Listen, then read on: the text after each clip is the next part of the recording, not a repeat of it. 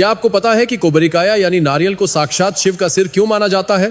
एक बार भगवान शिव भयानक राक्षसों से युद्ध कर रहे थे, तभी अचानक ऐसे विघ्न उत्पन्न होने लगे जो पहले कभी नहीं हुए थे।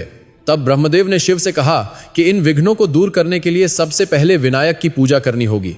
शिव जब गणपति पूजा की तैयारी कर रहे थे, तभी स्वयं विनायक प्रकट होकर अपने पिता शिव के सामने बैठ गए। पूजा पूर्ण होने के बाद शिव ने विनायक को नैवेद्य अर्पित किया, लेकिन गणपति ने उसे स्वीकार नहीं किया। कितने ही स्वादिष्ट पकवान रखे गए, फिर भी विघ्नेश्वर को कुछ भी पसंद नहीं आया। अंत में माता पार्वती आईं और अपने लाडले गणपति के लिए विशेष व्यंजन बनाकर सामने रखे, लेकिन तब भी गणपति ने उन्हें ठुकरा दिया। शिव को समझ नहीं आया कि क्या करे। तब उन्होंने विनायक से पूछा कि तुम्हें क्या चाहिए? तब गणपति ने कहा, पिताजी, मुझे आपका सिर चाहिए। यह सुनकर शिव चकित रह गए और समझ गए कि इस मांग के पीछे कोई गहरा रहस्य है।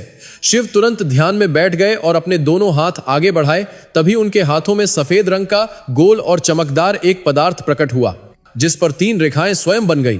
फिर शिव के मस्तक पर विराजमान गंगा की जलधारा उस पदार्थ में प्रवाहित हुई। इसके बाद गणपति ने उस शुद्ध किए गए पदार्थ को स्वीकार कर लिया। यही कारण है कि नारियल पर 3 रेखाएं होती हैं और उस पर जल चढ़ाया जाता है, और इसी वजह से नारियल को शिव का प्रतीक माना जाता है।